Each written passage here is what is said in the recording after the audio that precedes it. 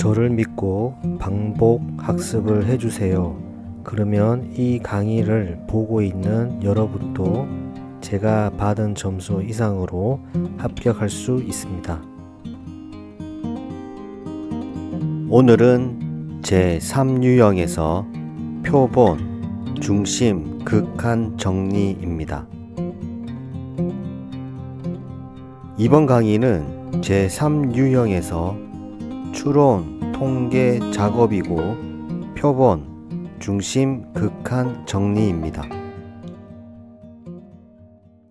실기시험 제3유형 추론, 통계 작업에서 필요한 기초 이론은 필기 강의인 2-3-1 기술 통계, 2-3-2 추론 통계에서 좀 더 자세히 확인을 할 수 있습니다.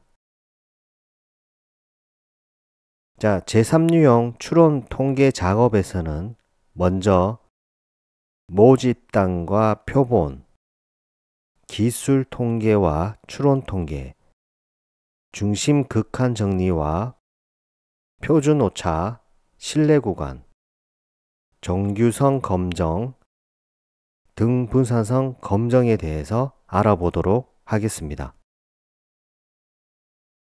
중심 극한 정리입니다. 중심 극한 정리를 왜 학습할까요? 실기시험 제3유형에서는 통계적 추론의 개념과 해석 능력을 평가하는 문제가 자주 출제됩니다. 그 중에서도 이 중심 극한 정리는 데이터 분석 전반에 걸쳐 매우 핵심적인 이론입니다. 우리가 모집단의 분포를 정확히 모르는 상황이 실은 대부분이죠. 하지만 이 표본의 크기만 충분히 크다라고 하면, 최소 30개 이상이라고 하면 표본 평균의 분포는 정규 분포를 따른다는 가정을 할 수가 있고요. 이로 인해서 모집단이 정규 분포가 아닐지라도, 혹은 우리가 이 모집단의 분포를 모른다 할지라도 표본의 정규 분포 기반의 통계적 추론이 가능하게 됩니다. 자, 기초 이론을 확인을 해보면, 자, 중심 극한 정리는 표본의 크기가 충분히 크다면 이라고 했죠. 일반적으로 30개 이상이면 좋고요. 중요한 거는 이 내용입니다. 표본 평균의 분포는 모집단의 분포가 어떤 형태이든 정규 분포에 근사한다라는 의미입니다. 핵심은 표본 평균의 분포가 됩니다. 즉, 그 말은 표본 평균의 분포라고 하는 것은 어떤 표본의 평균이 여러 개 있다라는 말이죠. 각 표본의 평균의 분포에 대해서 이야기를 하고 있습니다. 따라서 아래와 같은 개념을 명확하게 정리를 해야 됩니다. 표본의 크기와 표본의 수는 다른 개념입니다. 표본의 크기, 즉 샘플 사이즈라고 하고요. 우리는 n이라고 표기를 합니다. 즉 표본의 크기는 한 번에 추출할 때 뽑는 데이터의 수량입니다. 우리가 중심 극한 정리에 따르면 표본의 크기가 충분히 크다면, 즉 이 말은 n이 30개 이상이라면 이런 뜻이죠. 자, 한 번에 추출해서 뽑은 데이터의 수량이 바로 n이 됩니다. 자, 표본의 수는 number of samples라고 하고요. 표본을 몇 번 반복했는지에 대한 횟수가 됩니다. 이 K가 있기 때문에 각 표본 평균의 분포를 확인할 수가 있는 거고요.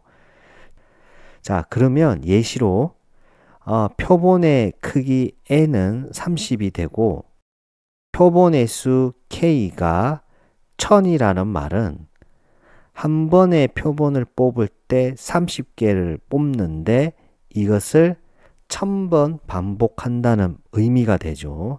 따라서 전체 표본의 데이터의 개수는 k 곱하기 n, 즉 1000 곱하기 30이 되는 겁니다. 자, 이해하셨죠? 중심 극한 정리는 표본의 크기 n이 충분히 크다면 30개 이상이라면 표본 평균의 분포는 모집 단위 분포가 어떤 형태이든지 간에 정규 분포에 근사하기 때문에 여러 가지 통계적 이론을 사용할 수가 있는 겁니다. 자, 우리가 실습으로 한번 확인해 보겠습니다. 자, 아래쪽은 모집단의 토탈 비례 분포를 시각화했죠.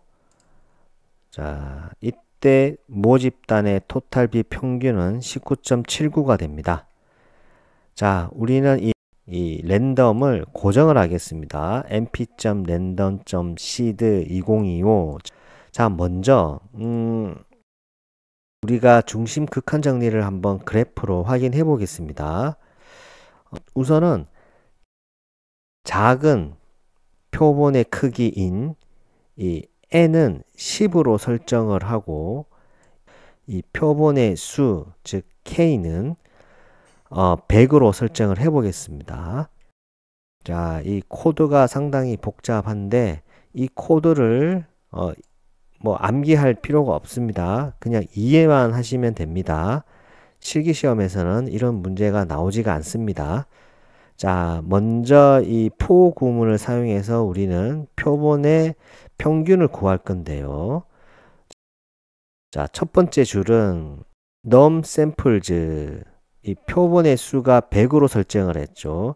이 100만큼 반복을 한다는 거고, 반복을 할 때 우리는 이 모집단의 이 샘플을 표본 추출을 하는데 이때 n은 샘플 사이즈, 즉 10으로 설정을 한다는 거고, replace는 true, 즉 복원 추출을 한다는 이야기입니다. 추출된 이 데이터를 샘플이라고 하는 변수에 담았고, 이 샘플의 평균값을 이 샘플 민즈라고 하는 변수에 담는 구문입니다. 그래서 이렇게 담아진 샘플 민즈를 히스토그램으로 시각화를 해 보겠습니다. sns.histplot이 되고 샘플 민즈가 되고 블락은 30개가 되고 확률 밀도 함수를 넣어주고, 자, 이 엣지 컬러는 그레이로 넣어주도록 하겠습니다. 모집단의 이 토탈 비례 평균을 우리가 수직선으로 만들어 보겠습니다. 컬러는 레드로 하고 라인 스타일은 점점으로 하고 라벨은 population mean이라고 출력을 하겠습니다. 자, 그리고 타이틀을 정하고 X라벨, Y라벨, 그리고 범례를 표시를 하고 출력을 해보고 별도로 표본 평균들의 평균을 출력을 해보겠습니다. 그리고 이 모집단의 평균과 표본 평균들의 평균의 차이를 또 출력을 해보겠습니다. 이렇게 해서 실행을 해보면 아래와 같고요. 표본의 크기가 10이고 표본의 수가 100일 때 각 표본들의 평균을 우리가 히스토그램으로 나타낸 겁니다. 자, 그랬더니 표본의 평균이 정규 분포에 근사하다라는 것을 우리는 알 수가 있고, 각 표본들의 평균이 바로 19.76이 됩니다. 모집단의 평균값 계산을 해보면 0.03 정도가 작네요. 이번에는 큰 표본의 크기를 우리가 진행을 해 보겠습니다. 표본의 크기는 150개를 설정을 하고 표본의 수는 1000개를 설정하겠습니다. 동일한 방식으로 시각화를 해보면 자, 아래와 같이 됩니다. n이 150개이고 k가 1000일 때 이 작은 표본의 크기와 큰 표본의 크기를 비교했을 때 차이가 있죠. 무슨 차이가 있습니까? 표본 평균들의 분포는 매우 정규 분포에 가까운 형태로 보이고요. 평균값은 여전히 모집단의 평균과 거의 0.04 정도 차이가 나고 있습니다. 거의 일치함을 알 수가 있습니다.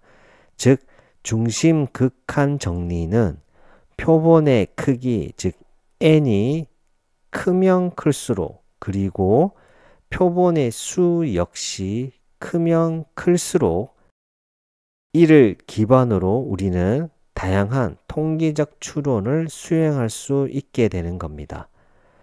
그리고 중심 극한 정리는 표본의 크기 n이 클수록 작동을 더 잘 하게 되고 표본의 수 k가 크면 클수록 신뢰성이 높아집니다. 자, 정리를 해보면 중심 극한 정리는 모집단의 분포가 어떻든지 간에, 즉 이 말은 모집단의 분포를 우리는 모르기 때문에 일정한 조건, 즉 표본의 크기가 정말 최소 30개 이상이라면 표본 평균의 분포가 정규 분포에 가까워진다라는 이론입니다.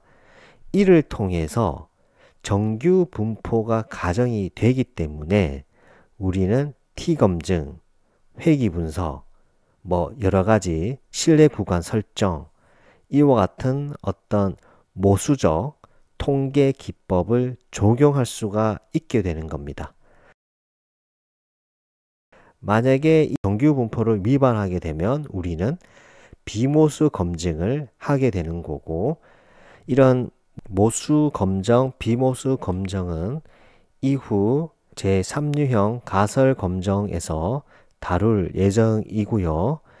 이 중심 극한 정리가 시험 문제에 이렇게 코드 작성하는 문제는 나오진 않지만 제3유형 본격적인 강의를 들어가기 전에 추론 통계 작업이라는 이 과목을 만들었고, 가장 먼저 표본의 개념, 그 다음에 기술 통계, 추론 통계, 중심 극한 정리에 대해서 그래프로 코드와 함께 먼저 강의를 드리게 되었습니다. 감사합니다. 오늘 하루도 수고하셨습니다. 반복과 학습은 필수입니다. 감사합니다.